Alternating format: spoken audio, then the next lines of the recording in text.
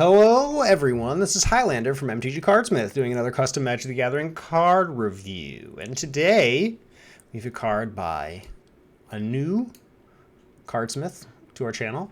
The man, the myth, the legend, jpastor. Now I just want to say jpastor does a lot of stuff for the MTG Cardsmith community, so great dude, I think. I mean, who knows, he could be a jerk outside of all the stuff he does, but I highly doubt it. So let's, this is the first card he submitted, so I'm kind of excited. Let's see what we got going on here. We got a card called Dragon Moon Fandango. Okay, I've heard the word Fandango before, but I actually don't know what it means. So let's define it, shall we? Define Fandango. A lively Spanish dance for two people. A foolish or useless act or thing. So are we talking about a Spanish dance or a foolish or useless act or thing? Well, let's find out. Okay, so Dragon Moon Fandango. Double red. Red enchantment. Rare. Beginning of your upkeep, you may discard a card. If you do, draw a card for each non-token dragon you control. Okay. Pay 2 red or 2 black, or whatever, Rakdos combinations. Discard a card. Tap and untap dragon you control. Comma, or colon. Create a 2/1 black and red dragon creature token with flying and haste. Okay. So let's see what's going on with this card. Well, let's ignore the second half for a minute. So at the beginning of your upkeep, you may discard a card. If you do, draw a card for each non-token dragon you control. Okay. So basically that only nets you cards if you have 2 or more non-token dragons. Otherwise, you're just, rummaging. And rummaging is fine. It's not bad. It's some value. But here's the thing, is dragons are usually big beefy dudes, right? And if you untap with a dragon where this clause would come into effect, hold on. Let me get out my nice little pen here. This clause. Oh, geez, that was the worst line I've ever drawn. This clause. So if you untap with a dragon, chances are you're doing pretty good already, right? Now, there are some dragons that are small, right? There's there's like dragon whelps, which I think costs 4. But if you're gonna play, hold on, you know what? Let's just find out, shall we? I know that there's a nice alchemy dragon that's 2 mana, makes all your dragons cheaper. That's a really nice one. This is a type dragon. I guess we can. And let's just search for that, and then we'll sort by mana value. I think we can do that. Yeah, sort by mana value. All right, so there's Slumbering Dragon, Dragon Hatchling, Fearsome Whelp. That's the alchemy card I was talking about. Dragon Egg. This is like an instant or sorcery thing. Sprite Dragon, Chaos Dragon. That's the first time I've seen this one. Wow, this one's pretty good. Interesting. Okay, so there's some is Gadrak. There's some cheap dragons. But I don't know. Like how many of these you would run in a dragon deck. Fearsome Whelp for sure. This is like the best one.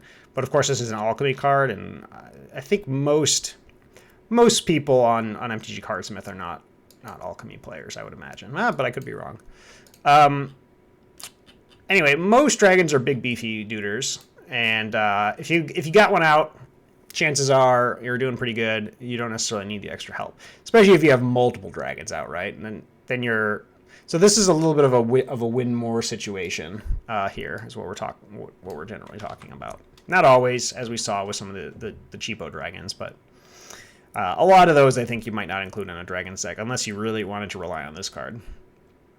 Okay, so the second ability, discard a card. tap and untap dragon you control. Create a 2/1 black and red dragon creature token with flying and haste. Okay, so I find this one to be a little strange. And again, so here's the thing. If you've got one of your big beefers out, you don't really want to be tapping it, right? You want to attack with it, especially not to make a 2/1 flying haste, right? Because you probably got like a 5/5 flying or something like that, right? Now, if you've got one of those cheaper dragon type cards, this is kind of nice because you can, if you create one of these, then each like token you can tap to make more of them, essentially, if you discard a card, of course. So again, you kind of have to, like, with this card, so generally with like with cards that go in like a dragon tribal deck, I think the thing you really want is you want ways to help you get out the big beefy dragons, right? This is a dragon tribal deck or tribal card, but it doesn't really help you get dragons out. That's the hard part. It rewards you for having dragons in play, and in my opinion, that's kind of a recipe for a non-play type card, like a non-play type card. What kind of English is that? A card that you wouldn't really include in your deck, because it doesn't help you get there really. Now, what's kind of unfortunate actually is this non-token dragon part, because if this said draw a card for each dragon you control, then all of a sudden, like, this card becomes quite interesting, because now it's like, okay, well, I have to discard a card and tap a dragon. I get a 2/1 with flying and haste, but now that one's going to help me draw some cards, right? And then I can keep making these. I draw some more cards, keep making them draw some more cards. And so, like, the more of these little flying dragons you got, the more you're drawing cards. And so the card kind of works as like a little engine, you know? But as it stands, it's a little awkward that they don't interact with each other. Because you do have to discard a card for this 2/1 black and red. So it's like, basically you have to have a card that's worse than a 2/1 black and red dragon creature token with flying and haste. And it could be a land, but the thing about that is you want to play your lands in a dragon deck generally, because you've got, all your dragons are pretty expensive. So it's like, what are you discarding to make these 2/1 black and red dragons? Who knows? I guess cards that are irrelevant. Maybe your opponent's playing control and you discard a removal spell and you get a 2/1 black and red creature token. So it seems a little niche to me. I'm trying to think of like scenarios where this card would be like really good.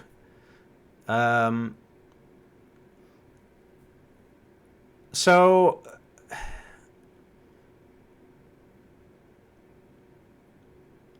the thing is, against a control deck, this isn't even that strong, because you still have to have a dragon in play to tap, basically. So, like,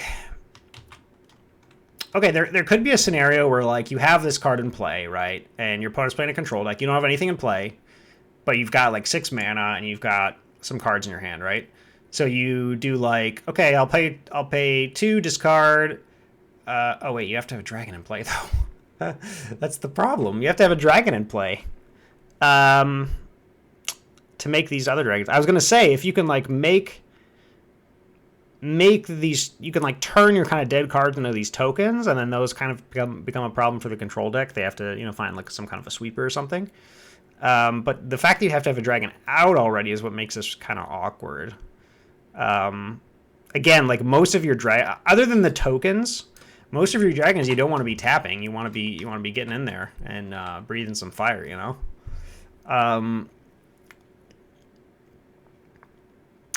Again, there's a few small dragons that kind of work with this, but This card seems just very situational to where it'll be good. I feel like there's a couple of things that could help this card out. I think removing this tap and untap dragon clause would actually be pretty positive. Like, you're already paying 2 and discarding a card to make a 2/1 black and red dragon creature token with flying and haste. That's like pretty good, right? Like that's a pretty good rate, right? Like 2 mana for a 2/1 flying haste is a pretty good rate. But like, you do have to discard cards, of course. The other, well, you're essentially turning a card into a 2/1 flying haste for 2, and that's like fairly strong. I mean, you could also remove you could also balance it a little bit if you made this cost like one more generic mana, maybe make it cost 3. Discard a card, create a 2/1 black and red dragon creature token with flying and haste. Without the tap part.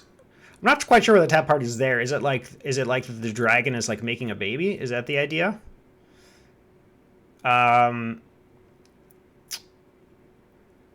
Okay, and then going back to this here.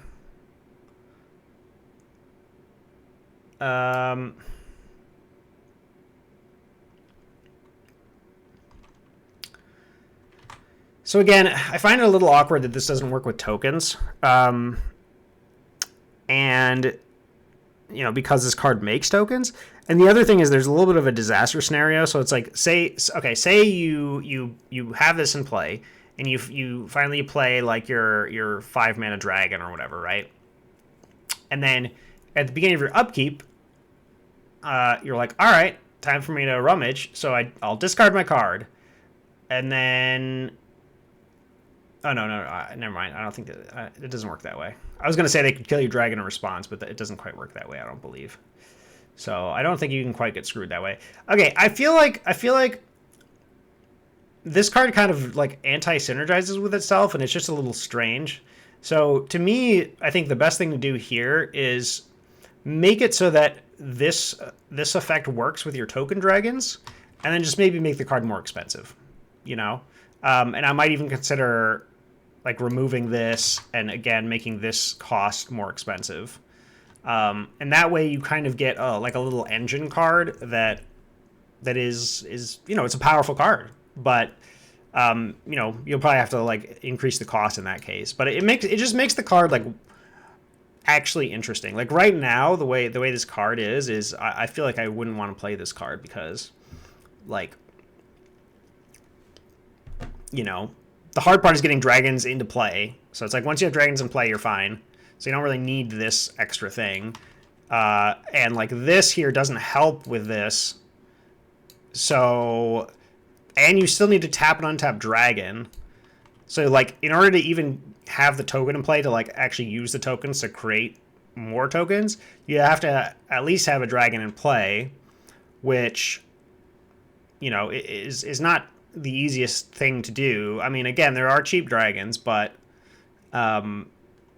in general, you're going to have a lot of big dragons.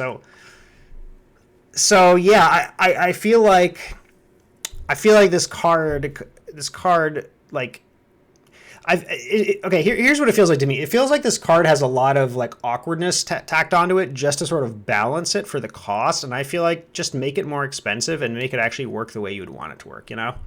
It'll just be a smoother card. People will get it. They'll understand how to use it. It'll actually be something that could be valuable in a deck in more situations, rather than like a really narrow situation. So yeah, that's kind of what I have to say about this card. The art's kind of neat. It's a little dark, so like it's actually like it took me a while to actually see this dragon here.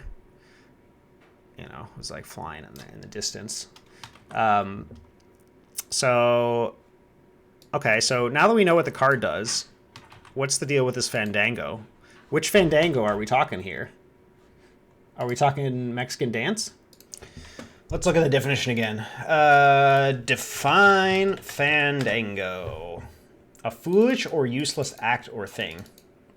I feel like neither of these are are a great fit here. Maybe, yeah, I don't quite get the name on this one. Explain to me the name, somebody. Maybe jpastor can explain to me the name. So yeah, that's kind of what I think about this card. Rating wise, I think I would give this one currently a 5 out of 10. I think it's so the card's formatted well. So let's not, let's give credit where credit's due. Card's formatted well. It's worded well. I don't believe I see any issues with formatting or grammar or anything like that. So yeah, I think my suggested route to go with this card is what I said. Make it more expensive, make it work the way you would want it to work. And then I think the rating will go up quite a bit, because right now it's just too situational, too awkward, too hard to see the art. So anyway, that's my review of Dragon Moon Fandango. jpastor, I love you though. I love you. I'll just leave it at that. Just spread the love. All right, guys. I'll see you next time.